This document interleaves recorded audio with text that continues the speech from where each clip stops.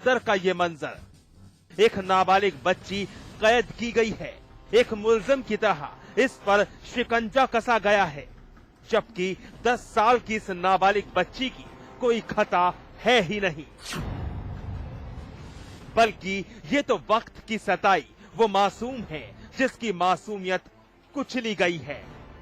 एक दरिंदे ने इसकी मासूमियत से जमकर मनमानी की, इंसाफ के लिए परिवार के साथ थाने आई तो फिर इसे हवालात में बंद कर दिया गया। परिवार के साथ बदसलूकी की गई, ऐसा हम नहीं बल्कि खुद पीड़ित परिवार अपनी जुबानी बयां कर रहा है। सुनिए जरा। पुलिस ने जो बोलेगा भी लिख रही है रिपोर्ट, हमको बैठा रखा, रिपोर्ट नहीं लिखी। कब तक आप गए? कब तक? 9:30 बजे, हम 8 बजे के करीब गए थे यहाँ। हाँ, 1 बजे उन्होंने तारीफ लिखी थी हमारी। उसके बाद में लिख लगा कि नहीं, फिर पुलिस आई थी। पुलिस ने आके नहीं देखा जा रहा था, कोई नहीं मिला था। और गांव वालों ने जो उसको फरार कर दिया था लड़के को। 8 बजे से लेकर हम वहीं रहे थे, कल 6 बजे तक। हाँ जी, लॉकर में। सुना कुछ लड़खड़ाती जुबान से अपनी फूल सी बेटी के साथ हुई आप बीती बयां कर रहा था, साथ ही महिला थाने की करतूत भी सुना रहा था, जो हैरान कर देने वाली है। मामला थाना कोतवाली नगर का है। महिला थाने में तैनात होश फाख्ता खड़ी एसओ गया श्री चौहान अपनी गलती पर आंसू बहाती सरिता सिंह एसआई और दोनों महिला कांस्टेबल जिन पर लगे हैं एक बच्ची से मुल्जिम की तरह पेश आने का संगीन इल्जाम। बच्ची का मेडिकल टेस्ट तो करवाया गया, मगर घर भेजने के बजाय लॉकअप में बंद कर दिया गया। खबर मीडिया में फैली तो फिर जिले के पुलिस कप्तान साहब जाग गए और महिला एसओ और एसआई को लाइन हाजिर किया और दोनों महिला कांस्टेबल को सस्पेंड कर दिया गया। मेरा बिल्कुल स्पष्ट मत है कि एक तो नाबालिग बच्ची है, उसको हवालात में न अभियुक्त के रूप में आप रख सकते हैं, न पीड़ित के रूप में रख सकते हैं। ये दोनों बातें गलत हैं। ये इनकी गलती तो है, न जानकारी भी होना गलती है।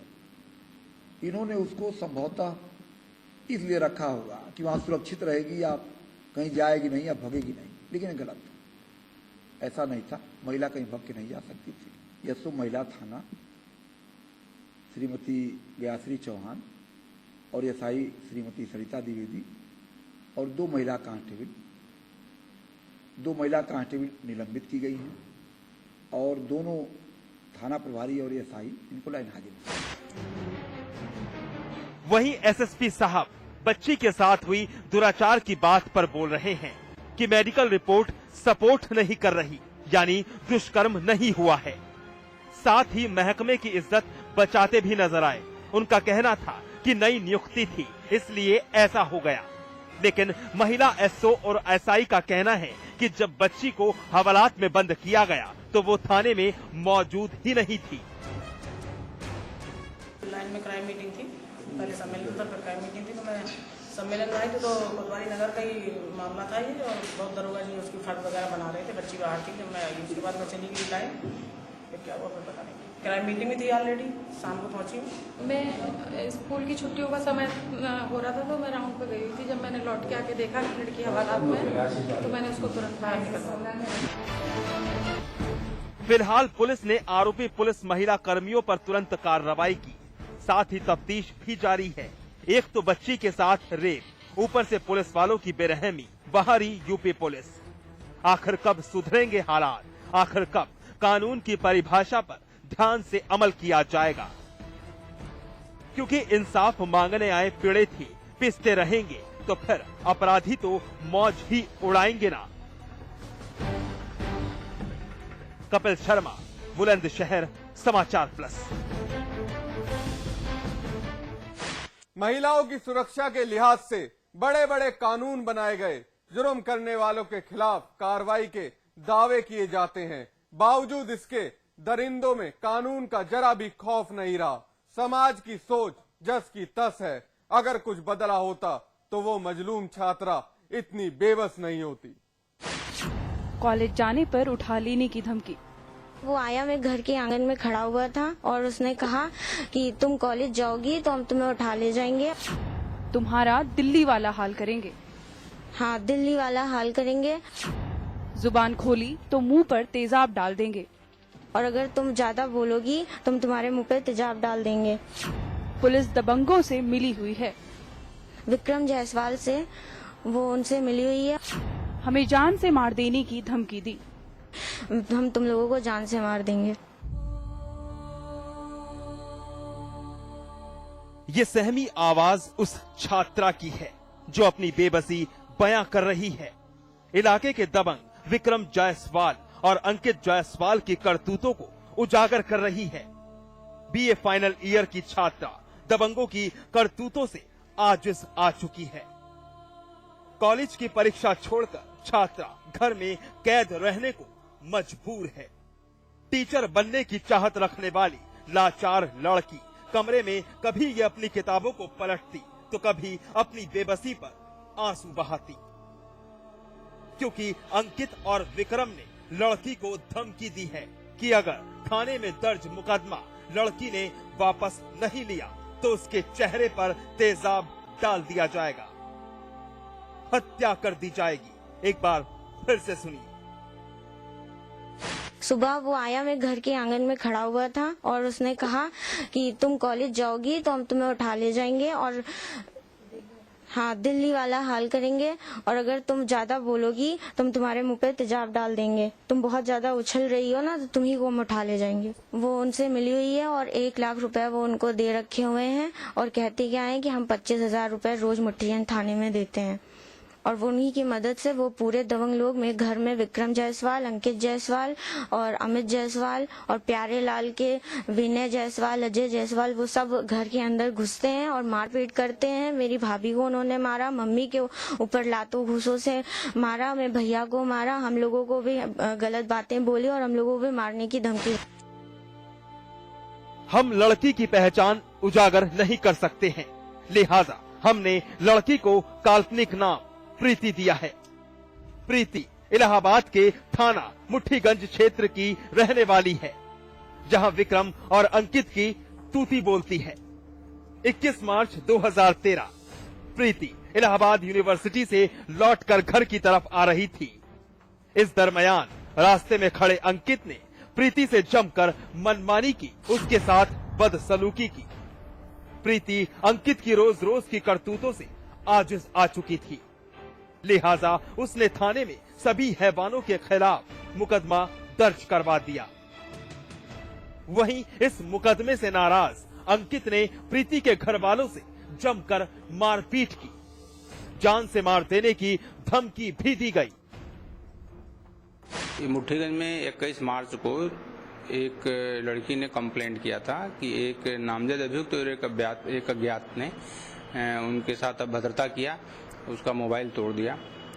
तो इस संबंध में थाना मुठ्ठीगंज पे लड़की के द्वारा 354, 506 और 427 IPC का मुकदमा लिखाया गया है और थानाध्यक्ष को निर्देश दिए गए हैं कि इसमें कड़ाई से अभियुक्तों के खिलाफ कार्रवाई करें, निष्पक्षता से भेजना करें। क्या अभी तक कोई गिरफ्तारी इसमें हुई है? अभी इस संबंध में थानाध्यक्ष से पूछ कर ही बताया जाएगा, अभी जानकारी नहीं है। एसपी साहब ने बड़ी बेबाकी से मुकदमा दर्ज होने की बात कही। क्या साहब इस बारे में जिक्र करना भूल गए कि मुठ्ठीगंज की पुलिस ने जमकर लापरवाही बरती? नामजद आरोपियों को गिरफ्तार तक नहीं किया गया, बल्कि दबंगों को शह तक दी गई। खैर, हकीकत एसपी साहब भी जानते हैं, लेकिन क्या करें, दबंगों के आगे बेबस हैं। रविंद्र कुमार, इलाहाबाद, समाचार प्लस। पूरा परिवार गहरी नींद की आगोश में सोया हुआ था, लेकिन हर कोई उस खौफनाक आहट से अनजान था जो उनके घर में दबे पांव दस्तक देने वाली थी। अलीगढ़ का हल्दुआगंज रात गुजर गई और सुबह की पहली किरण के साथ इलाके में मच गई सनसनी। यूपी पुलिस और प्रशासन हो चुकी है नतमस्तक, क्योंकि एक बार फिर एक परिवार पर बरपा है। बदमाशों का कहर, लूट के बाद हत्या, और अब मचा है कोहराम।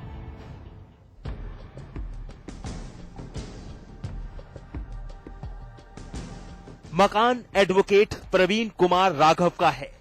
हर तरफ पुलिस की चहलकदमी है। सैकड़ों की तादाद में लोगों का हुजूम उमड़ा है। पूरा इलाका घर में दी गई वारदात से सन्न है। रोती बिलखती ये महिलाएं घर के मुखिया प्रवीण कुमार की मौत पर मातम मना रही हैं। चादर से ढकी लाश प्रवीण की है, जिसकी हत्या अज्ञात बदमाशों ने बड़ी बेरहमी से की है।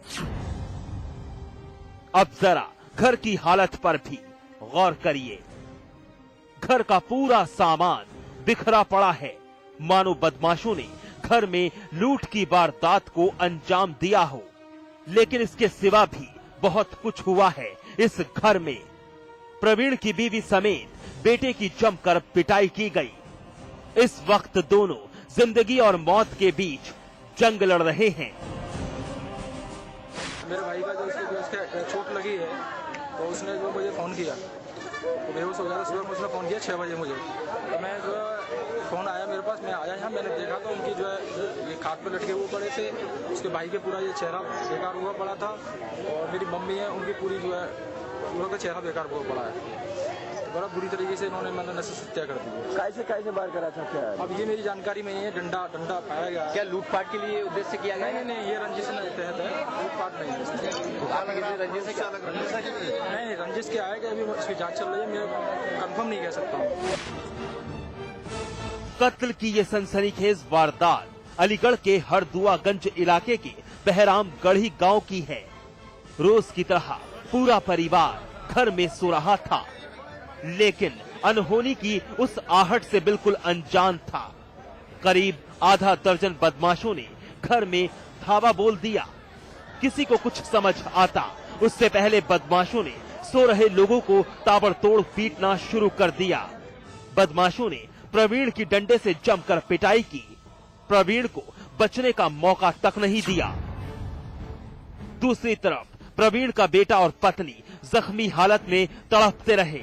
किसी ने दोनों की चीख तक नहीं सुनी, और सुबह होते ही इलाके में कोहराम मच गया। लूट के बारे में कोई जानकारी नहीं दे पा रहे हैं। इनका ये कहना है कि यहाँ पर कोई भी कीमती सामान नहीं रखा जाता था। इनका ये घर नहीं था। यहाँ पर रात में बस ये रुकने आते थे, मात्र कुछ कपड़े रहते थे, खाना तक यहाँ पर नहीं बनता था, न खाया जाता था। तो लूट प्रथम दृष्टया जो है कोई यहाँ से कीमती सामान जाने की बात इन्होंने नहीं बताई है। स्वयं जो है जिनकी मृत्यु हुई है उनके जो बेटे हैं, उन्होंने कहा कि इसमें लूट का नहीं कोई और मामला भी हो सकता है, लेकिन हम सारे अपने ऑप्शन खुले रखे हैं। हर एंगल से इसको जांच करने की कोशिश की गई। लूट सामान फैला के जिस तरह सभी तरह की संभावना है, चूंकि अभी घटना हुई है, इतनी जल्दी हम लोग निर्णय पर नहीं पहुंचने की स्थिति में है, लेकिन सभी चीजों को दिमाग में रखकर हम इसकी जानकारी करेंगे। पुलिस ने प्रवीण की लाश को कब्जे में लेकर पोस्टमार्टम के लिए भेज दिया है। हर संभव कोशिश करके इस वारदात की गुत्थी सुलझाई जा रही है, क्योंकि सबसे चौंकाने वाली बात यही खटक रही है कि घर में कोई कीमती सामान नहीं था। परिवार सिर्फ सोने के लिए इस घर का इस्तेमाल करता था। कहीं ऐसा तो नहीं कि रंजिश में इस कत्ल को अंजाम देकर वारदात को लूट की शक्ल देने के लिए घर के सामान को बिखेर दिया गया और परिवार पर कहर बरपाया गया। फिलहाल पुलिस की तफ्तीश जारी है। अनिल चौधरी, अलीगढ़ समाचार प्रेस। बहरहाल एनकाउंटर में वक्त है ब्रेक का। ब्रेक के बाद दिखाएंगे 3 कत्ल की खौफनाक दास्तान।